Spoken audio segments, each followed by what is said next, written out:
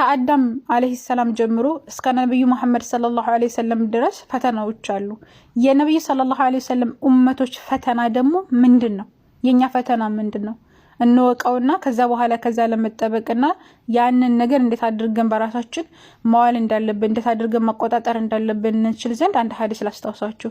የአላህ መልእክተኛ አለይሂ ሰላቱ ሰላም ምን ይላሉ?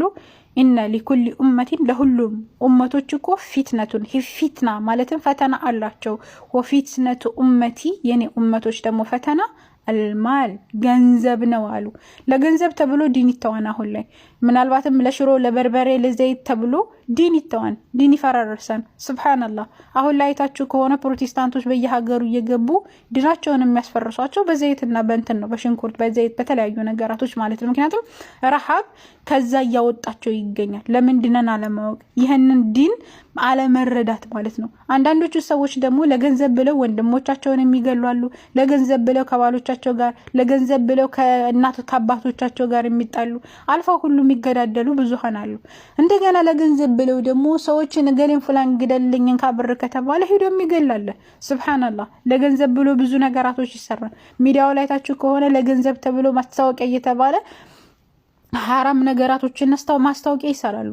ለገንዘብ ተብሎ ብዙ መጥፎ ነገራቶች ሙሐረም ነገራቶች አላህ Subhanahu Ta'ala ሐላም ያደረገ ነገራቶች ያደረጋቸው ነገራቶች ይሰራሉ ማለት ነውና ይሄ ፈተና ነው። አላህ ይጠብቀን። ገንዘብ የሚባለው ነገር በነገራችን ላይ ዱንያን እኛ ከተከተልናት ማለት ነው ዱንያን ምን ከተላት ከሆነ ዱንያችንንም አኺራችንንም ነው የምናጣው።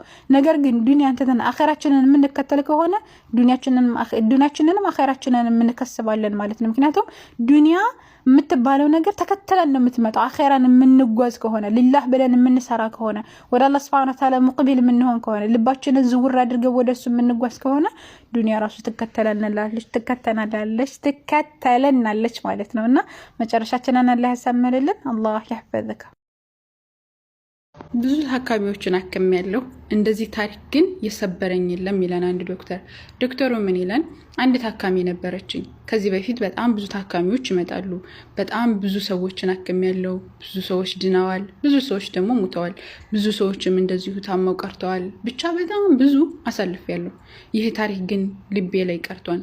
በቃ ህይወትን የሆነ ምንድነው ብዬ እንድጠይቅ ያደረገኝ ታሪክ ነው ይላል። ታሪኩ ምንድነው? ታካሚ ፀሐይ ትባላለች። ከክላሷ ማለትም የ33 እንደዛ አካባቢ እንትናተኝ ቁጥር ነው የምትታከመው እና ሁሉ ጊዜ እየሄድኩኝ አከማታለሁኝ። ሳክማት የጉበት ታማሚ ስለነበረች ፊቷ ተቆርቆር ብሏል። በጣም ተሳዝናለች። በቃ በሞትና በህይወት መካከል ያለች ሴት ናትኝ። ገና ወጣት ናትኝ። ገና 20ዎቹ ናት። በጣም የምታሳዝን ሴት ናትኝ እና የሆነ ማስተዋል ጀመርኩኝ። ማንም እየመጣ የሚጠይቃት የለም። ማንም አያያትም፣ ማንም ዙሮ አያያትም። እና ይቺ ሴት ግን በበሽታው ብቻ ነው እንደዚህ የተቋቆረችው ወይስ ሰው ስለማይጠይቃት ይሆን? ማነው አይዞሽ እንዴት ነሽ የሚላት ሰው እኮ ያስፈልጋታል። ሰዎች ለምንድነው እየመጡ የማይጠይቋትኝ እያልኩኝ ራሴን እጠይቃለሁ። ከዛ ልሽ እኔ አልጠይቃትም፣ እኔ ራሴ ለምንድነው አይዞሽ ማለላት አልኩኝና ሄድኩኝና እንዴት ነሽ ምናምን ብዬ ጠይቂያትኝ። አሁን ዶክተር ስለሆንኩኝ የክት ልብስ ስለለበስኩኝ እንዳይደብራትኝ አልኩኝና በቃ አሁን እንደምንም ብዬ አንተን ብያት ነገ ቆሎ ምናምን ብዬ ታሪኳን እጠይቃታለሁኝ፣ ነገ መጥቼ እጠይቃታለሁኝ አልኩኝና በቃ ወደው አይቻትኝ ወደ ቤት የተመለስኩኝ። ከዛ እንደ ነገ ደግሞ ያኔ እንትን ስራ አልነበረንም። ስራ ያኔ የምንወጣበት ሰዓት ስለነበረ ስራ አልነበረኝም። በቃ ቆሎ ምናምን አዘጋጅቼ እንደዚሁ አንተኖችን የበሽተኛ ሲታይ የሚያዙትን ነገራቶች ይዤ ወደሷ ሄድኩኝ። ሲሄድ ክላሱ ባዶ ነው። በቃ እንትኖቹ ተጸዳድቶ አልቆ ምናምን እንደዚህ ክላስ ቀይረውላት ነው ምናምን ብዬ ዶክተሩ እንትኑ ነርሷን ጠየቅኳትኝ። ፀሐይ የት ናትኝ እንትን ይሷ ጋር እንትን ለማለት መጥቼ ነበርና የት አለች ምናምን ብዬ ስጠይቃት ፀሐይ 33 ቁጥር ያለችው አው እሷ የት ሄደች ምናምን ሲለው አይ ማታ እኮ አረፈች፣ ማታ እኮ ሞተች ብለው መለሱልኝ። በቃ ዝውርና ዓለም ነው ይዞረብኝ። በቃ ህይወት እንዲህ ናት እንደ ብዬ እንዲጠይቅ አደረገኝ። በቃ ሰው ማንም አይጠይቃትም፣ ማንም ዙሪያ አያትም፣ ማንም እንደዛ አይነት ሴት ነበረችና እንዳረፈድኩ ተሰማኝ እና አታርፍዱ ብሎ ነው የተናገረውና እንደዚህ አይነት አጋጣሚዎች ብዙዎቻችን ላይ ያለ ብዬ አስባለሁ። ለምን ከተባለ አሁን ካጠገባችን ብዙ የሚያነቡ ሰዎች አሉ፣ ብዙ ያኔ ፊታቸው የጠቆረ ሰዎች አሉ፣ ግን አንሰማቸውም። እስቲል አንሰማቸውም። ምን ናቸው ነው? እንዴት ናቸው? እስቲል ሊያወሩን ፈልገው ራሱ አፋቸውን ክልት ክልት ነው የምናደርጋቸው። የራሳችንን ሀሳብ የራሳችንን ሐመገም ነው የምናወራው። እስኪ እንዴት ነሽ? እስኪ ደህና ነሽ ወይ? ሲታመሙ ራሱ ደህና ናችሁ ወይ ብለን መጠየቅ በጣም እየቀረ ያለበት ሁኔታ ሆኗል። በዛ ላይ ደግሞ ሲታመሙ አይዟችሁ ማለት ቀርቷል። እና አታርፍዱ ማለት ከመጸጸት አሁን ይቺ ሴት በቃ ብቸኛ ናት፣ ማንም የሌላት ሴት ናት። አሁን ካጠገባችን ስቲል ቤተሰብ በጣም ብዙ ቤተሰብ ኖሯት ግን ብቻውን የሆነ ሰው አለ።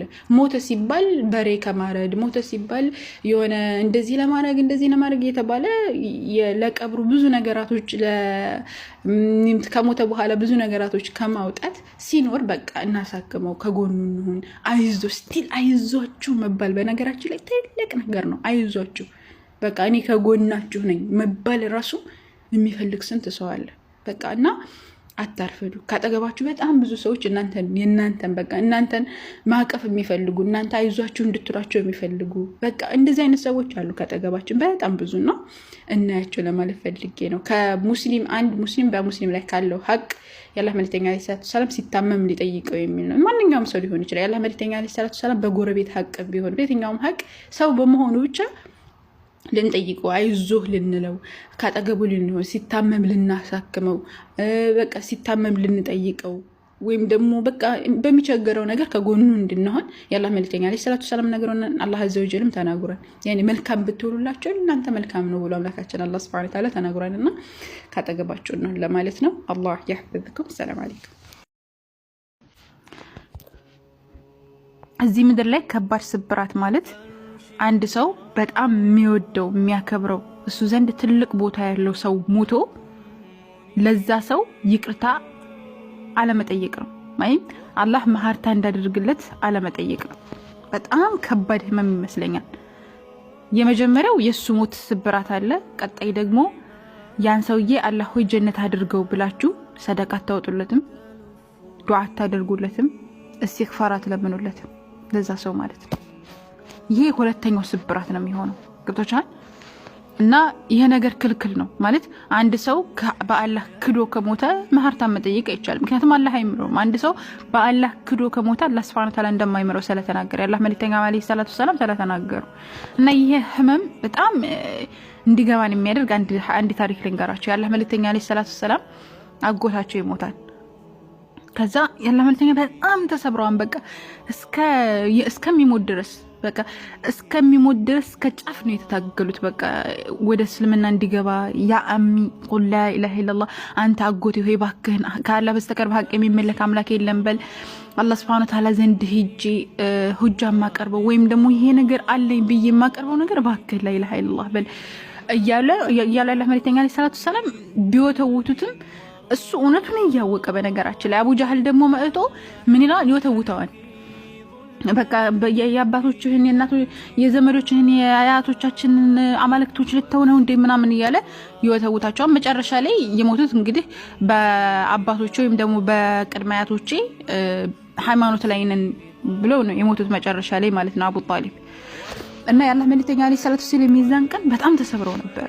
እንደውም ያ አመት ራሱ አመት ሁዝን ተብሎ የተጠራበት የሐዘን አመት ተብሎ የተጠራበት ሁኔታ ነበር። የአላህ መልእክተኛ በጣም ነበር ያለቀሱትና የአላህ መልእክተኛ ዐለይሂ ሰላቱ ወሰላም ስብራት ያየ አንድ ሰሃቢይ ምንድነው ያለው?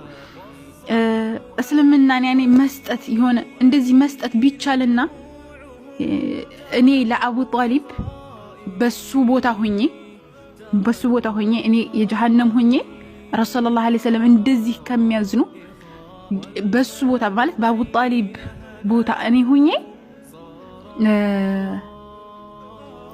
አቡ ጣሊብ ሰልመው ቢሞቱ እና ረሱል ሰለላሁ ዐለይሂ ወሰለም ቢደሰቱ ተመኘሁ ይላሉ። ግልጽ ነው። ያኔ እኔ በአቡ ጣሊብ ቦታ ሆኜ ከፍሬም ውጪ እንደዛ ቢሰጥ የአላህ መልእክተኛ እንዲደሰቱ ማለት ነው። እንደዛ አይቻልም እንጂ የአላህ መልእክተኛ እንዲደሰቱ አቡ ጣሊብ ሰልሞ ቢሞት ተመኘሁ እስከሚባል ድረስ አንዳንድ ጊዜ እንደዚህ የምትመኙለት አይነት ሰው አለ። እንደዛ አይቻልም ግን ገብቶቻል። እና ሁለት ስብራት ነው የሚሆነው። አንደኛ የሰውየው ማጣት አለ፣ ሁለተኛ ደግሞ ካፊር ሆኖ ሞቶ ለዛ ሰውዬ ዱዓ እንኳን ማድረግ አትችሉም፣ እስትግፋር መጠየቅ አትችሉም። ያ ረቢ ማረው ብላችሁ ለዛ ሰውዬ ሰደቃ መስጠት አትችሉም። በጣም ከባድ ነውና ያ የአላህ መልእክተኛ አለይሂ ሰላቱ ሰላም አቡ ሁረይራ በዘገቡት ሐዲስ ላይ ዛሬ ነብዩ ሰለላሁ ዐለይሂ ወሰለም ቀብረ ኡሚሂ የአላህ መልእክተኛ አለይሂ ሰላቱ ሰላም የእናታቸውን ቀብር ሄደው ጎመኙ። ከዛ ፈበካ አለቀሱ። ወአብካ من حوله كزورياتشو ያሉትን ሰዎች አብረው አለቀሱ። فقال يالله መልእክተኛ ምን አሉ? استأذنت ربي ጌታዬን ጠየቁኝ في أن أستغفر لها الله سبحانه وتعالى እንድምራተኝ ጠየቁኝ فلم يؤذن لي ነገር ግን ለኔ አልተፈቀደልኝም። استغفار እንዳደርግላት ጠይቄ ነበረ፣ ነገር ግን الله سبحانه وتعالى ፈቀደልኝ። واستأذنت في أن أزور قبرها ነገር ግን ደግሞ ሁለተኛ ጠየቁኝ ቀብሯን እንድጎመኝ ጠየቁኝ። فأذن لي ነገር የዛኔ الله سبحانه وتعالى ፈቀደልኝ። فزوروا قبور ቀብርን ጎመኙ فإنها تذكر الموت ሞትን ታስታውሳቸዋለች እና ብለው የአላህ መልእክተኛ አለይሂ ሰላቱ ሰላም ይናገራሉና የአላህ መልእክተኛ አለይሂ ሰላቱ ሰላም ብዙ ተሰብረዋል በዚህ ዙሪያ እናታቸው አጎታቸው በጣም ብዙ እና በጣም ከባድ ይመስለኛል። እንደው አላህዬ ቤተሰቦቻችንን ኩፍር ላይ ያሉ ቤተሰቦቻችንን ሁሉ አላህ ቀኑ መንገድ ይምራልን። በጣም ከባድ ከባድ ከባድ ከባድ መግለጽ የማይቻል ነገር ቢኖር ይሄ ነውና አላህ ቀኑ መንገድ ይምራቸው ያ ከሪም። ዱዓ በደንብ አድርጉ እሺ። አላህ ይحفظكم። ሰላም አለይኩም